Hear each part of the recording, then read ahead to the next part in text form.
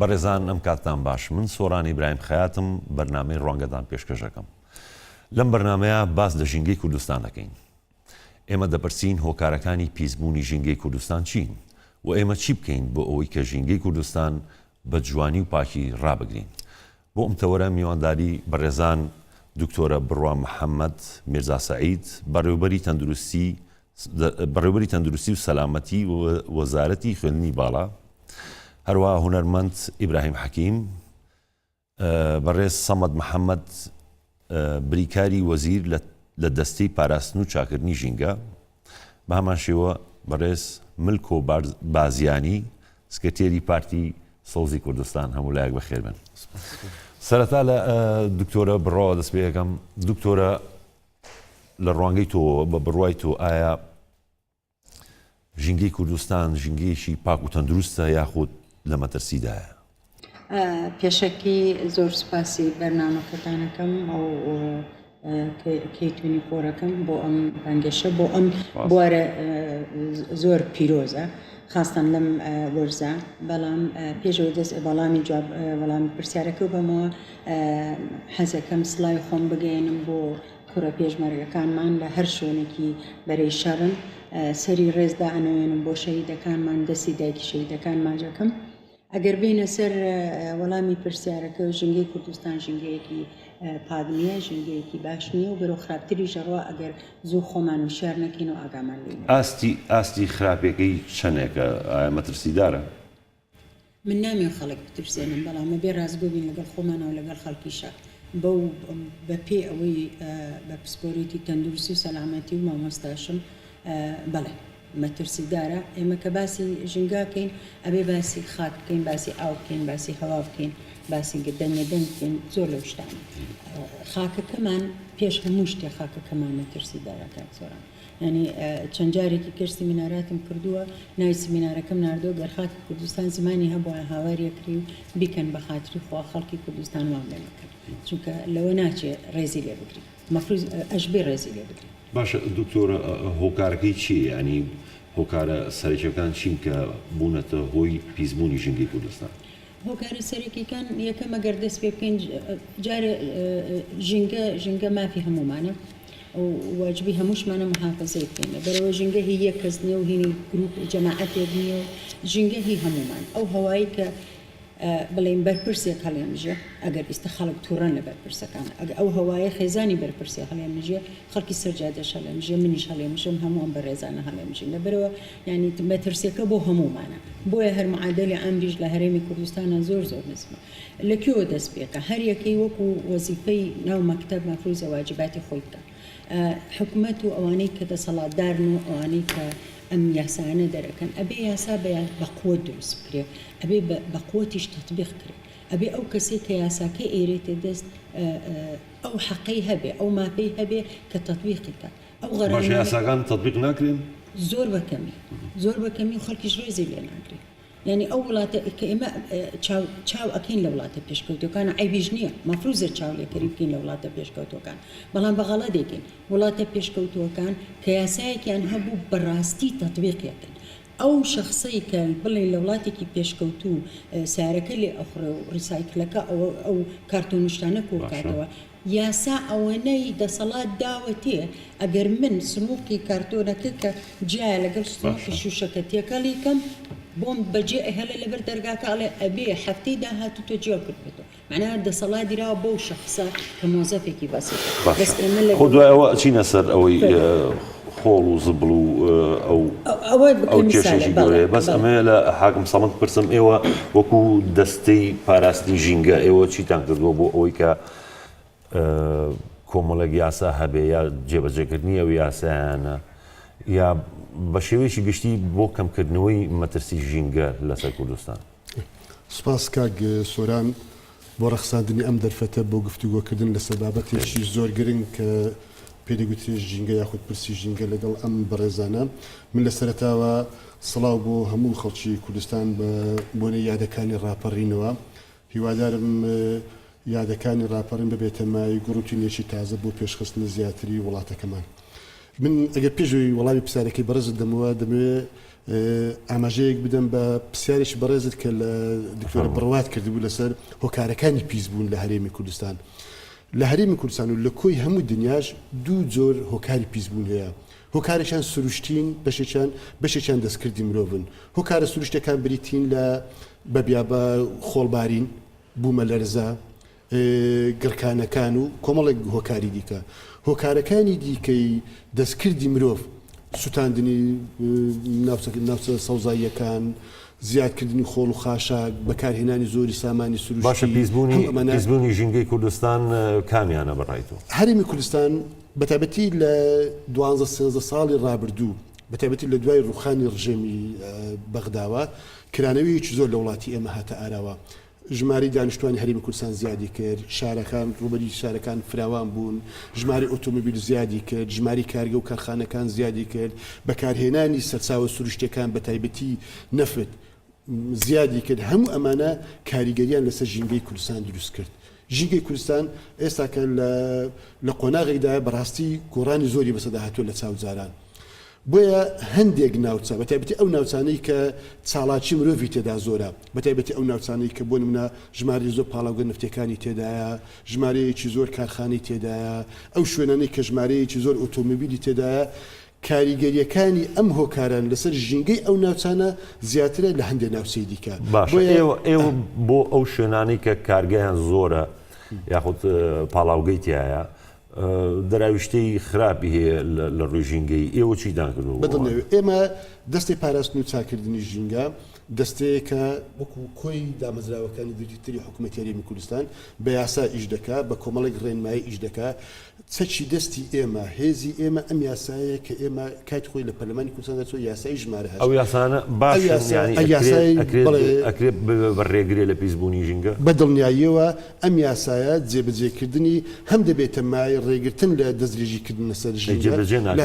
بەشێکی باشی جێبەجێ دەکرێت، بەڵام هەندێکی لەوانەیە بەهۆی ئەم بارودۆخی کە لە هەرێمی کوردستان هەیە وەکو پێویست جێبەجێ نەکرێت. بەڵام ئێمە هەوڵماندا ئەو بەشەی کە جێبەجێ ناکرێت کامەیە، بۆچی جێبەجێ ناکرێت؟ ئێمە جێبەجێ نەکردنەکەی لەوانەیە بەشێکی پەیوەندی بە مؤسساتی خۆمانەوە هەبیتن. ئێمە بۆ نمونە بۆ جێبەجێکردنی ئەم یاسایە پێویستیمان بەوە هەیە هێزێکی باشی ژینگە پارێزی لە بەردەستی ئێمە بێتن، لە ناو شارەکان و لە دەرەوەی شارەکانیشە بێتن، تاوەکو ئێستاکە ئەم هێزە وەکو پێویست لە بەردەستدانە. ئەگەر بۆ لە پۆلیسی دارستانەیە ئیشی خۆیان دەکەن، ئەوە سەر وەزارەتی پێ ناوخۆن لەگەڵ ئێمە. باش ئەم پەرتەوازیە چیە؟ ینی پۆلیسی ژینگە هەیە، ئاسایشی ژینگە هەیە، پۆلیسی دارستانەکان هەیە، شارەوانی ژینگە هەیە، بۆچی وا پەرتەوازن؟ یعنی بۆ یەکگرتوونین و یەک مەرجعتان هەبێ؟ ینی ئەوە کاری نەکردوتە سەر ئەوەی کە نەکرێت ژینگەی کوردستان بە پاکی ڕابگرین. ئەمە یەکێکە لە گرفتەکانی ئێمە. چەندین جار داواشمان کردووە، کاریشمان لەسەر کردووە، بەڵام بەهۆی هەندێک هۆکاری تایبەتیەوە هەندێک جار ئەمە نەکراوە. ئێستاکە فەرماندەی پاراستنی ژینگە هەیە، پۆلیسی دارستان هەیە، بەشێکیان سەر بە وەزارەتی پێشمەرگەن، بەشێکیان سەر بە وەزارەتی ناوخۆن. ئێمە لەگەڵ ئەوە بووین ئەوانە لە یەک چوارچێوەدا کۆ بکرێنەوە، جا سەر بە وەزارەتی پێشمەرگە بن، سەر بە وەزارەتی ناوخۆ بن، مشکلەیەک نییە. بەڵام ئەوانە هەمیان لە چوارچێوەیەکدا کۆ بکرێنەوە بۆی بتوان باشتر بە ئەرکەکانی خۆیان. یعنی ئێوە کێشەکەتان لەوایە کە یعنی دەستەیەکی یەکگرتو نییە و تەمسیلی قانون بکە، یاخود ئێوە هەر مۆزەفی احتیادیتانەوێت کە بۆ جێبەجێکردنی ئەو قانونانە؟ نانە ئێمە کاک سۆران دەستەی پاراستن و چاکردنی ژینگە لە کۆمەڵێک فەرمانگە و لە کۆمەڵێک بەش و لە کۆمەڵێک بۆ پێکاتوە. هەر یەکێک لەوانە ئەرک و وەزیفەی خۆی هەیە. ئێمە باوەڕێ فەرمانگەی هۆشیاری و ڕاگەیاندنمانەیە، ئەرچی ئەو باشکردنی هۆشیاری خەڵکە لە ڕووی ژینگەیەوە، پەروەردەکردنی خەڵکە. فەرمانگەی هونەریمان هەیە لە کۆمەڵێک بەش پێکاتوە، بەشی هەیە تایبەتە بە ژینگەی سروشتی، بەشی تایبەتە بە خۆڵ و خاشاک، بەشی تایبەتە بە گۆڕانکاری کەش و هەوا، بەشی هەیە تایبەتە بە ژینگەی شارستانی، بەشی هەیە تایبەتە بە کۆمەڵێک تاقیگەمانەیە ئیداری ئەوانە داتن. بەشی ترمانێ فەرمانگەی کەمە فەرمانگەی کارجار و دارایی و یاسایی کە وەزیفەی ئەو هەم لایەنە ئیداری و مالیەکەیە، لە هەمان کادا دەرکردنی یاسا و ڕێنمایی پێویستە بۆ پاراستنی ژینگە. جا ئێمە هەر یەکێک لەو بەشانە ئەرچی خۆی جێبەجێ دەکاتن، هەر یەکێک لەو بەشانەش پەیوەندی هەیە لەگەڵ کۆمەڵێک دام و دەستگای دەروی وەزارەتی خۆمان، چونکە دەستەی پاراستن و چاکردنی ژینگە دوو وەزیفەی زۆر سەرەکی هەیە. وەزیفەیەکیان چاودێریکردنە، وەزیفەیەکی کاک سەمەد ئێوە وەکو دەستەکەی خۆتان چیتان کردووە بۆ ئەوەی کە لانی کەم ڕێژەیەکی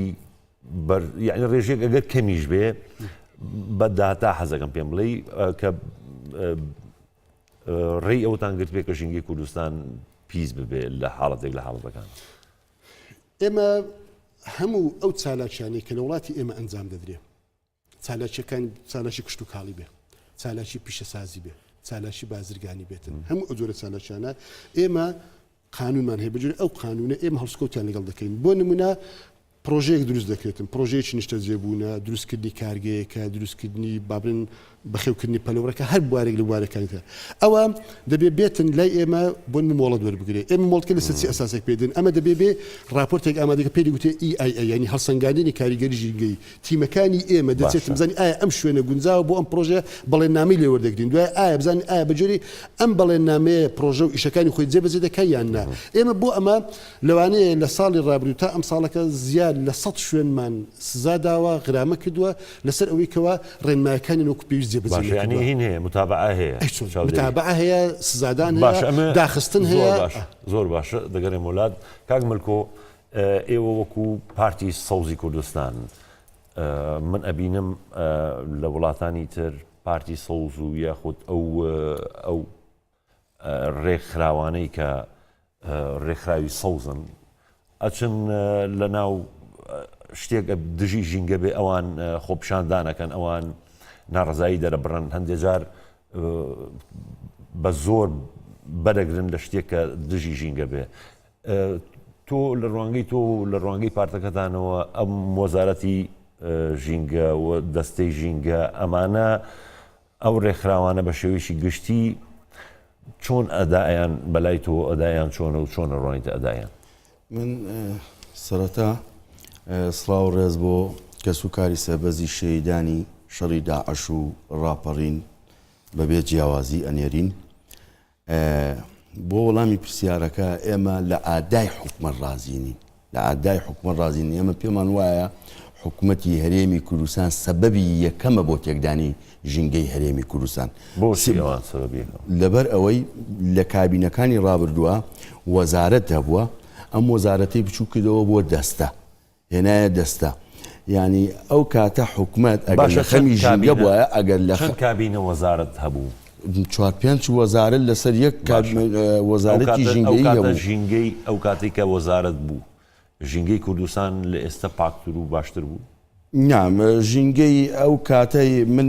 زیاتر ئێمە ئەتوانین تەحلیلکەین لەوەی لە دوای پرۆستەی ئازادی عێراقەوە ژینگەی هەرێمی کوردستان ئێستا هەنگاوی بەرەو پیش بوون ناوشتووە لە 100 جەمی شار و شارۆچکەکانی کوردستانە ئێستا ئەتوانین بڵێن ژینگەی هاوڵاتیانی هەرێمی کوردستان لە مەترسیدایە یعنی ئەگەر دیقەت دەی ئێسانە ڕۆژانە جۆل لە راپۆرتی سەحەبێ وەزارەتی سەحەبێ سێرەکەی ئاماری وا بڵاوکرێتەوە لە نەخۆشی درێژخایانی هاوڵاتیان ئەمە سەبەب چییە؟ ئەمە سەبەب ئەوەیە کە ئێسا وەکو کاک حاکمیش باسی کرد لە دوای پرۆسەی ئازادی عێراق بە لێشاو ئۆتۆمبیل هاتووەتە ئەم وڵاتەوە بە لێشاو کارگە کراوەتەوە بە بێ فیلتەری ژینگەی یا کاری خۆیەکە من پێم وایە ئەوەی کە دەستەی چاکردون پاراستن کە کردوێتی بەڵام لە قوەی دەستەی پاراستن چاکردنی خەتاکەی یەکەم جار کە وەک باسم کرد حکوومەتی هەرێمی کوردستان لێ بەرپرسە لەبەرەوەی حکوومەتی هەرێمی کوردستان ئەو ئەتوانێت قانونەکە ملتەزیمترکە ئەو ئەتوانێت قانونەکە زیاتر جێبەجەکە ئێمە لە ڕوانگەی پارتی سەوزی کوردستانەوە ئێمە کە ئێستا هەستمان بەو مەترسیە ژینگەی یەک کردووە لەسەر وڵاتیانی کوردستان بۆیە ئەم پارتە سیاسیە ژینگە پارێزیەمان دروست کردووە ئینا ئەگەر ژینگەی وڵات سروشتێکی جوانی هەبێت مەترسیە پێویست بە پارتێکی سیاسی ژینگە پارێزی ناکات لە وڵاتەیە پێویست بە پاراستنی ڕێکخراوی ژینگەی ژناکە بەڵام ئێمە ئێستا ئێوە هەدەفتان چییە ئێمە هەدەفمان پاراستنی و چاکردنی ژینگەی هەرێمی کوردستان ئێمە هەدەفمان وشیاکردنەوەی تاکی ئەم وڵاتەیە لە مەترسیەکانی ژینگە و لە پیسبوونی ژینگەی هەرێمی کوردستان بۆیە ئێمە لەو ڕوانگەوە بۆ هۆشیارکردنەوەی تاکی کوردستان ئێوە چیتان کردو ئێمە بەردەوام ببین لە کۆڕ و سیمینارەکانە ئیشمان کردووە یەک لەو چالاکیانی کە پارتی سەوزی کوردستانیش ئەنجامی داوە لە باخچەیەکی لە شاری سێمای لە پشت نەخۆشخانەی هەرێمەوە سەوز کردووە لە ڕۆژی ژینگەی کوردستانە لە 2015 15 16 سێ دواتر ئێمە بەردەوامە بین ئێستا ئێمە کادر و ئەندامانی خۆمان ڕائێنین هەم لەوەی کە وشیاری ژینگەییان هەبێ هەم ئێستا ئێمە لەگەڵ پارتە سەوزەکانی ئەوروپایە لە خەتاین کە ئێمە ئاشنایانکن بە سروشت و ژینگەی هەرێمی کوردستان ئێمە ئێستا لە هەوڵی ئەوان تەنسیقمان هەیە لەگەڵیانەوە بە بەردەوامی ئێمە هەوڵە دەین نوێنەریان بێنین لەگەڵ بەڕای تۆ ئەو هەماهەنگیەک ئەبینیت لە بینی دەستەی ژینگە و وەزارەتی ژینگە و ئەو ڕێکخراوەکان ینی هەماهەنگیەک هەیە بۆ ئەوەی کە ژینگەی کوردستان پێم وایە کێشە کە هەیە بۆ ڕازیکردنی خەڵکێکی سیاسیە ئێستا لە دوای نەمانی وەزارەتی ژینگە ئێستا ئەیانەوێت لە یانێکی سیاسی ڕازیکەن وەزیری هەرێمی کێشەکە ژینگە نیە کێشەکە ژینگە نییە کێشەکە مەسەلە سیاسەتی ژینگەی زۆر باشە ئەمە لە هونەرمەند ئیبراهیم حەکیم پرسم مامۆستا ئیبراهیم لە چەند ساڵێک لەمە پێش من بیرم نییە لە ساڵی تەنانەت ساڵی نەوەتەکانیش هەوایەکی پاک هەبوو لە سلێمانی لە هەولێر لە دۆک زاخۆ ئێستا سەگەی هەواکە ڕەنگی گرتووە ینی ڕەنگێکی دێز و بۆری هەیە ئەیبینی بەسەر شارەکانەوە پێم بڵێ جاران لە بڵین 70 و 60ەکانە ژینگەی کوردستان چۆن بوو واللهی کاکە هەمووی مەڕبووتە بە ژینگەی سیاسی ژینگەی سیاسی چارەسەربی ژینگەی دیکە بەخۆی چارەسەرەبی ئەگە سیاسیەکان بێت و بە تەواوەتی ئاگاداری ژینگەی تەبیعەت بن ئەوە ژینگەکە بخۆی ساڵی هەفتایەکان کە ئەمن بەبیرم دێ لە تەیراوەی دەکەر هەبوو کەر هەبوو ئەوەیان لێ بەزبوو زبرێ مارایان فرائەدا یعنی بە 200 ماری هەنجی کە زبر فرائەدرا ناکەتە پێزماری ئێستا کە بەرمیلی گەورە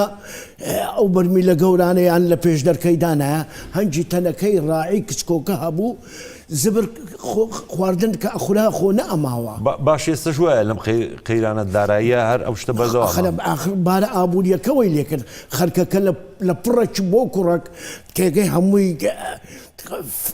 فەلاح بوو کابرا نانی ئیلا اللای نەبوو ئێستا هایڤ لایڤ ئەژێ زەلام هەبوو هیچی نەبوو ئێستا هایڤ لایڤ ئەژی لۆ خۆی کەتیتە ناوێ بە کەیفی خۆی ژینگەی پیسەکە ئەچیتن جاران کە ئەمە ئەچوینە سەیرانێ یعنی هیچ زبر و پیسایی فڕە نەئەدرا هیچ ئەبەدەن زبر و هەموو چووکە ئەخورا جارا بڵی ئەوەی نەبوو ئیلا ئەگەر دەورەمەندەکی گەورە ئەوەی بیبسی ناویچە ئی قۆدی بیبسی خۆدی خوا بابەوە جاران ئەوە نەبوو بڵ بیبسی کە ئەدرا ئەچوین بە سندۆ قەنکڕی بڵەکەن ئەبردەوە ئەوەندا ئەنا ناویچە تەمینات بڵین تەمیناتندا ئەنا دومین جاران ئەو تکە لێدان و ئەوە نەبوو ئەیەکەکی زۆر دەورەمەند نەبا شەرم بوو لە سەیرانات تکەی لێبدا بەڕاستیت پێ برێم یعنی شەرم بوو لەبەر ئەوەی دومینیش ئەو ژینگە کە هەبوو زەمانان خەرکەکە یەک لۆری لە کۆرانەکی بوو 20 ماری بارەکرد هەمووی پێکەوە ئەچوونە ئێستا وەنیە ئێستا هەر مارەك کیژی سیارەکی داژوا دێتی سەیرانێ کوڕی سیارەکی داژوا دینتە سەیرانێ ئەو جاوەرە هەمووی ئەو وچی بۆڕیە سۆبەی ئەو دووکەرەی بەناو خەرکەکەی وەرەکەن ئەو خواردنە زۆرش ئەبەن هەمووی قاپی سەفەری هەیە ئێستا جارە قاپی سەفەری نەبوو ئەوەی سەفەری نەبوو پەرداخی سەفەری نەبوو هەمووی ئێستا سفرەی سەفەری شەیە تێگەی ئەو زەرکاکە ئیدی کەش ئەوە چیان ئەدەنێ ناوی زۆرکەکی گەورە زۆرکە گەورەکە چەند پیسایی هەیە تێکەن نایەن کە فڕە بدەن یعنی بەلەدیەیان ئەوانە بێت فڕە بداتن ئەوە پاشماوەکەی حیواناتە ئەو شتەیە ئەکەویتە ناوێت ئەوجا ئەو زبرە و ئەو مێش و مەگەزە لەو ئەوەی خڕەبیتەوە کە لێ خڕبەوە معناوەیە ئەتوو لە ذاتی بۆنێ گورت لۆ بێ بۆنی پیسایت لۆ دێ لە ناو ئەو ژینگەی جا هەندێک شوێن هەیە دۆمینیش- مامۆستا بەهاران کە ئەچیت ئێستا جەوی ئێستا بەهار و خەڵک حەزی لە سەیرانە کە ئەچیت هەندێ لەبەر زبڵ و خۆڵ و خاشاک جێنیە دانیشی کوڕ بابە زبر و خاشاکی هەلێ گەڕێ کاچ خۆم کوڕە لە بە چتی دیکە ئەدی هەمووی ئەوە نەکرایەوە سیم نەکرایە ئەوە ئەو مەسولەیەوەیە و مەسولەیە نەعەردی زراعیان هێشت نەعەردی با وەزارەتی زراعە هەر ئێلغا بکەن کاکە لۆ چێوە وەزارەتی زراعەکە ئەتو عەرزی زراعیت نەما و هەمووی بۆیە مەسولین و خەرک دێت لە ناو بەردادا ئەنیشیتن بڕۆ لێرە هەتا ئەگەیە کەس نەزانی و درۆپەی هەتا ئەگەیە ئەسوڕێ و بنسەفینی هەموو خەرک فەقیرەکە لە ناو بەردادانی شتێتێکەی لە قەراغ لە جادەکەی قەراغ زادەی لە خۆدا نیشتیا هەوای ئازادی وەرەگریتن شوێنە خۆشەکانیش سیم ئەوی کرا. دیکەش لە ناو باشە. ئەوکان بۆنی تکەوە و شتەی لەوان زۆر دێتن و باش. ژینگەکە پیسە بیت زۆر باشە بڕواخان مامۆستا ئیبراهیم شێکی زۆر باشی باس کرد و منیش حەزەکەم لە ڕێی ئەو وەڵامەی مامۆستا ئیبراهیم کە خۆڵ و خاشاکە لەوێ بەجێ نهێڵن یاخود بێنەوە ماڵەوە ئەگەر ئەو خۆڵ و خاشاکەش دیسان چی لێ ئەکرێ خۆڵ و خاشاکی سلێمانی و هەولێر و دووهۆک و ئەو شارە گەورانە کەرکک و ئەوانە چی لێکرێ ئەی بن ئەی سووتێنن یا چی لێکن کاک سۆرانەگە بەس تۆزێ ڕوخسەتم بێت تۆزێ بگەڕێنەوە تاالق لەسەر قسەکەی کاک حاکم وتی دوو هۆکار هەیە کە ژینگە پیسەکە هۆکارێکی تەبیعەتە کە سبحانەوە تەعالا ئەو شتانەمان بسەرێنێ بەزەگەر نسبە وەرگرن لە هەرێمی کوردستانە من لەو بڕام لە سانەوە پێنجی میلەتەکە خۆی پیسێکە ژینگەکە ینی کو زلزالمان هەیە ناشتیوامان هەیە ئێمە خۆمان بەدەست خۆمان پیسەکەی لەسەر تعلیقی کاک ئیبراهیم کە باسی هەفتاکانەکە من حەزم لە سیاست نییە ژینگەش مەفروض نییە لەگەڵ سیاسەتا تێکەڵ بێ لەگەڵ حکوومەتا تێکەڵ بێ چونکە ژینگە وەکو وتم هینی ئەوانیشە هی جەماعەتی حکوومەت و دەسەڵاتدارە هی ملەتیشە بەڵام لە هەفتاکانە چونکە حکوومەکە زۆر دیکتاتۆر بوو ڕقمان لێ بوو ئەوە نەمان کوردستان خۆشەویست کاک سۆران متەکیدم بیردیە نەمانەوە بەسەری باوکمان ئەمان و بە خاکی کوردستان ئەوە خاکی کوردستان پیرۆز بوو لامان ئێستا خەڵکەکە تووڕەیە لەوە ئەچێ لە محتەمەلە باشە دوکتۆرە بڵێ پڕێەوە ئەزانێ ماڵی خۆی نیە باشە دوکتۆرە بڕۆ ئەگەر ئەو خەڵکە ئەگەر تووڕەش بێ یاخۆت ئەگەر گوێش نەداتێ بتڵێک فرێ بە ئەگەرم بتڵە فرێ نەدا بینێت بیخاتە زبڵدانی لای ماڵی خۆی و زبڵدانێ لەسەر ڕێگەکە هەبێ لە پاشاو زبڵە چی لێیە ئەخر بۆیە ئەگەر بیرت بێ لە سوالی یەکەما لە بەشی یەکەم کە لە من پرسیوتم وەکو مەکتەب ئێمە واجباتمانەیە حکومت واجباتی خۆی هەیە قوانینەکان دەرکا شەریکات بێنێ چەند شەریکات هاتن بە جەماعەتی بەرپرسەکانیان وت کە ئەتوانین ئێمە شەریکی وا بکەینەوە کە ئەو خۆڵخاشەکە نیمان کە قسە ئەەکەین ئێمە ئەڵێ هەمانە لە دوهۆک و هەمانە بەس بە واقعی و بەڕاستی نیمانە پلاستیکە چی لێ من ڕۆژێکی ئەمن تۆ بە ئامرم چاوم زعیفە لە هەولێرە ڕۆشتم بۆ سلەیمانی سیمێکم دی زۆر جوان بوو لە دوورەوە ملەوەن بوو بە خەیاڵی خۆم یەکێک ڕەسامێک شتێکی کردو ملەوەن بوو پەمەیی بوشین بوو عینەکەکەم لە چاو کرد کە سێرم کرد هەمووی زەرفی نایلۆن بوو ڕەشەباکە بەو سیمەیەوە نابوو مانای ئەوە هەموو یەچێتەوە خۆڵ و خاشە هەر ئەو ئێمە بۆچی هەر باسی نایلۆنەکەین و باسی قاپی نەکەین من مامۆستای زانکۆم من لە وزارەتی خوێنی باڵا ئیشەکەم ئێمە تاقیگەکانمان کە ئەو پرۆژانیتیا ئەو بەحسانەیتیا ئەکرێ ئەو ماوەدە کیمیانە 2 ساڵە ئەو 3 ساڵە ئەو بەڕێوەبەرایەتیە نەمان هێشتووە بڵاوی کەنەوانە باسی ئەوشکەین کە ئەو خۆڵ و خاشاکی خەستەخانەکانە دەرمان فیتەرچیەکانە ئاڵتون چییە خۆ ئێمە بەس ئەوە نییە تایەکانە ئەو باتریەکانە کە فرە ئێرەتە ناو زەویەوانە ئەمە لە حاکم سەمەد بکەم ینی وەک ئەبینی وەک لە قسەی ئەو بەڕێزانە وەک کێشەکە و سادە و ساکار نییە یعنی سادە و ئاسانترین شت دروستکردنی ریسایکلینە ئەم هەموو پلاستیکە دەبێت پلاستیک زەفی نایلۆن ئەو هەموو نایلۆنە چی لێیە بۆ ئێوە چاودێری ئەوە ناکەن بۆ هەوڵ نادەن شەریکاتی ریسایکلین هەبێ ئەو هەموو پلاستیکە نەچێتەوە ناوخۆڵ کاک سۆران بمبوورە دیسانەکە دەڵم پێشەوەی وڵامی پرسیارەکە بەڕز دەم حەز دەکەم تاریخی بە زۆر بە کورتی کورتی ئەوەی کاگ ملکۆ باسی کرد کە پێشتر وەزارەت بووە و لە چەند کابینە خۆی لە کابینەی 5 دەستەی ژینگە هەبوو لە کابینەی 6 ژماری وەزارەتەکان نزیکەی لە 40 وەزارەتەوە کران و نزیکەی 20 وەزارەت یعنی ئەمە شتێک نەبوو تەنها خودی دەستەی ژینگە بگرێتەوە بەڵکو کۆمەڵێک دەستە لەگەڵ وەزارەتەکان تێکەڵ کرانەوە هەندێک وەزارەتی لەگەڵ هەندێک وەزارەتیکە تێکەڵ کرانەوە بەس دەستەی ژینگەش ئەگەر وەزارەت بێ یاخود دەستەی ژینگە بێت لایەنێکی پەیوەندیدارە لایەنش پەیوەندیدارە ئەو کێشانە ئێمە کێشانە چیتان کرد ئێمە مشکلی ئێمە ئەوە نی ئایا وەزارەتیان دەستەی ژینگە گرنگ لە ئەداءەکەیەتی هەنی تەقیمەکە لەسەر ئەداءەکەی ئایا چەند ئەرکەکانی خۆی جێبەجێ کردووە نەک ناوەکەی چێ و قەبارەکەی چەندە ئەمە ڕقەمێک ڕقەم دوو لەسەر پرسی حکوومەت بۆ بابەتی ژینگە و بۆ پێشخستنی وڵات پرەنسیپ و سیاسەتی حکومەت لەم ڕۆوە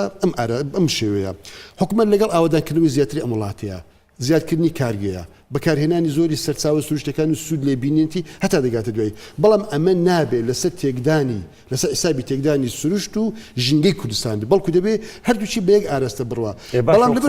تەفرەکە بەخێرای ئەوجە